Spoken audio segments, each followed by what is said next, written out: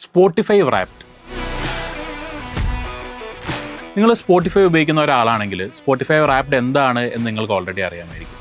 ഇനി നിങ്ങളത് ഉപയോഗിക്കാത്ത ഒരാളാണെങ്കിൽ പോലും നിങ്ങളുടെ ഫ്രണ്ട്സ് സ്റ്റാറ്റസുകളിലും സ്റ്റോറീസിലും ഒക്കെ ആയിട്ട് ഈ സ്പോട്ടിഫൈയുടെ സ്ക്രീൻഷോട്ടുകൾ ഷെയർ ചെയ്യുന്നത് നിങ്ങൾ ശ്രദ്ധിച്ചിട്ടുണ്ടാവും. സ്പോട്ടിഫൈ റാപ്ഡ് എന്ന് പറയുന്നത് സ്പോട്ടിഫൈ അവരുടെ യൂസേഴ്സിന് വേണ്ടി കൊടുക്കുന്ന ഒരു ആനുവൽ റീക്യാപ്പ് ആണെന്ന് നമുക്ക് വേണമെങ്കിൽ പറയാം.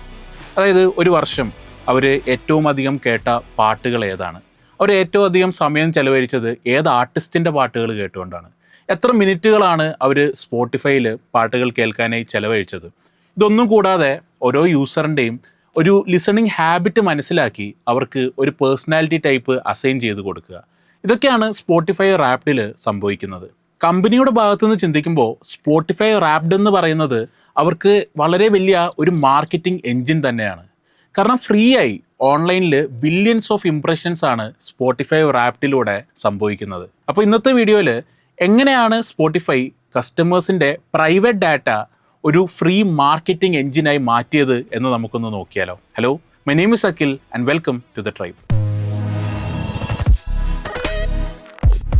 മ്യൂസിക് സ്ട്രീമിംഗ് എന്ന് പറയുന്നത് വളരെ ബ്രൂട്ടലായിട്ടുള്ള ഒരു ബിസിനസ്സാണ്. അവിടുത്തെ പ്രോഫിറ്റ് മാർജിൻസ് എന്ന് പറയുന്നത് വളരെ ചെറുതാണ്. ആൻഡ് അവിടുത്തെ പ്രൊഡക്റ്റ് എന്ന് പറയുന്നത് ഒരു കമോഡിറ്റിയാണ്.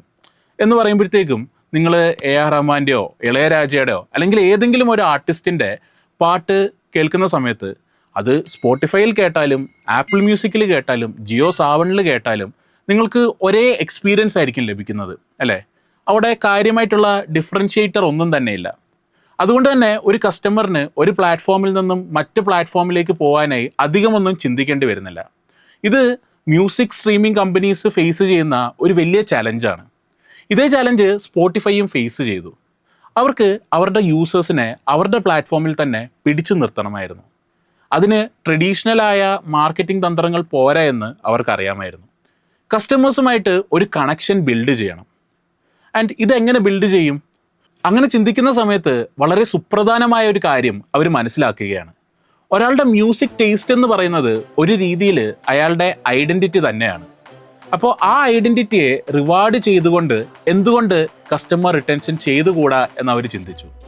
സ്പോട്ടിഫൈ റാപ്ഡ് എന്ന് പറയുന്ന സംഭവത്തിലേക്ക് അവർ എത്തുന്നത് ഈ ഒരു തോട്ട് പ്രോസസ്സിലൂടെയാണ്. ആൻഡ് സ്പോട്ടിഫൈ റാപ്ഡ് എങ്ങനെയോ വൈറലായി പോയ ഒന്നല്ല. സ്പോട്ടിഫൈ ആ വൈറാലിറ്റി എൻജിനീയർ ചെയ്തെടുത്തതാണ് എന്ന് തന്നെ പറയേണ്ടി വരും. ആൻഡ് ഈ എൻജിനീയറിങ്ങിനെ 4 പാർട്ടുകളായി തിരിക്കാനായി നമുക്ക് സാധിക്കും. അതിൽ ആദ്യത്തേത് ഗെയിമിഫിക്കേഷനാണ്. മനുഷ്യന്മാർ നാച്ചുറലി കോമ്പറ്റീറ്റീവ് ആയിട്ടുള്ള ആൾക്കാരാണ്. അപ്പോൾ പാട്ട് കേൾക്കുന്നതിന് റാങ്കിങ്സും ബാഡ്ജസും ഒക്കെ കൊടുക്കുന്നതിലൂടെ ഒരു തരത്തിൽ ഹ്യൂമൻ സൈക്കോളജിയെ തന്നെയാണ് അവർ ഹാക്ക് ചെയ്യുന്നത്. നിങ്ങളൊരു ടോപ്പ് 1% ലിസണർ ആണ് എന്ന് പറയുന്നതിലൂടെ ഈ പാട്ട് കേൾക്കുക എന്ന സംഭവത്തിനെ അവരൊരു ഗെയിമായി അല്ലെങ്കിൽ ഒരു കോമ്പറ്റീറ്റീവ് സ്പോർട്ടായി മാറ്റുകയാണ്. രണ്ടാമത്തേത് B2B ലൂപ്പാണ്. സാധാരണക്കാർക്ക് വേണ്ടി സ്പോട്ടിഫൈ റാപ്ഡ് തയ്യാറാക്കുന്നത് പോലെ തന്നെ മ്യൂസീഷ്യൻസിന് വേണ്ടി ആർട്ടിസ്റ്റ് റാപ്ഡ് എന്ന് പറയുന്ന ആർട്ടിസ്റ്റുകൾക്ക് വേണ്ടിയുള്ള സ്പെഷ്യലായിട്ടുള്ള ഒരു ആനുവൽ റീക്യാപ്പും അവർ തയ്യാറാക്കുന്നുണ്ട്. ആൻഡ് ഇത് വളരെ സക്സസ്ഫുൾ ആണ്. അവരുടെ ബിസിനസ് മോഡലിൽ വളരെയധികം പ്രാധാന്യമേറിയതാണ്. കാരണം ടൈലർ സ്വിഫ്റ്റിനെ പോലെയുള്ള ഒരു ആർട്ടിസ്റ്റ് അവരുടെ ആർട്ടിസ്റ്റ് റാപ്ഡ് ഇൻസ്റ്റഗ്രാമിൽ ഷെയർ ചെയ്യുന്ന സമയത്ത് അവരുടെ 250 മില്യണിൽ പരം വരുന്ന ഫോളോവേഴ്സിലേക്കും കൂടെയാണ് സ്പോട്ടിഫൈ എന്ന ബ്രാൻഡിനെ അവരെത്തിക്കുന്നത്. ഇതിലൂടെ ലോകത്തിലെ തന്നെ ഏറ്റവും വലിയ ആർട്ടിസ്റ്റുകൾ സ്പോട്ടിഫൈയുടെ ബ്രാൻഡ് അംബാസഡേഴ്സായി മാറുകയാണ്, അതും ഫ്രീ ആയിട്ട്. മൂന്നാമത്തേത് വിഷ്വൽ ബ്രാൻഡിംഗ് ആണ്. നിങ്ങൾ സ്പോട്ടിഫൈ റാപ്ഡിൻ്റെ വിഷ്വൽ കാർഡ്സ് അല്ലെങ്കിൽ ഷെയർ കാർഡ്സ് ശ്രദ്ധിച്ചിട്ടുണ്ടോ? അത് വളരെ ബ്രൈറ്റ്, ബോൾഡ് ആൻഡ് അട്രാക്റ്റീവ് ഒക്കെ ആയിരിക്കും. നിങ്ങൾക്ക് ഇൻസ്റ്റഗ്രാമിൽ അത് ഷെയർ ചെയ്യാൻ തോന്നിക്കുന്ന രീതിയിലാണ് അവരതിനെ ഡിസൈൻ ചെയ്തിട്ടുള്ളത്. ആൻഡ് ആ കാർഡുകളിലൊക്കെ സ്പോട്ടിഫൈയുടെ ലോഗോയും വളരെ മികച്ച രീതിയിൽ അവർ പ്ലേസ് ചെയ്തിട്ടുണ്ടാവും. ഇതിലൂടെ ഓരോ യൂസേഴ്സും അവരുടെ സ്പോട്ടിഫൈ റാപ്ഡ് ഇൻസ്റ്റഗ്രാമിലേക്കോ മറ്റ് സോഷ്യൽ മീഡിയ പ്ലാറ്റ്ഫോംസിലേക്കോ ഷെയർ ചെയ്യുന്ന സമയത്ത് അവർ പോലും അറിയാതെ അവർ സ്പോട്ടിഫൈയുടെ ആഡ് ബാനേഴ്സായി മാറുകയാണ്. നാലാമത്തേത് സ്കാർസിറ്റിയാണ്. നമുക്കറിയാം സ്പോട്ടിഫൈ റാപ്ഡ് എന്ന് പറയുന്നത് വർഷത്തിൽ ഒരിക്കൽ മാത്രമാണ് അവർ പുറത്തുവിടുന്നത്. വർഷത്തിൽ ഒരിക്കൽ മാത്രം ഇത് പുറത്തു വിടുന്നത് കൊണ്ട് തന്നെ വളരെയധികം എക്സൈറ്റ്മെൻറ്റ് അതിനെ ചുറ്റിപ്പറ്റി ബിൽഡ് ചെയ്യാനായി അവർക്ക് സാധിക്കുന്നു. ആ സ്കാർസിറ്റി മൂലം ഒരുപാട് ആൾക്കാരിലേക്ക് എത്താനും കൂടുതൽ ആൾക്കാരെ കൊണ്ട് ഇത് ഷെയർ ചെയ്യിപ്പിക്കാനുമൊക്കെ അവർക്ക് സാധിക്കുന്നു. ഇനി ഇതിൻ്റെ ഫിനാൻഷ്യൽ സൈഡിലേക്ക് നമുക്കൊന്ന് നോക്കിയാലോ.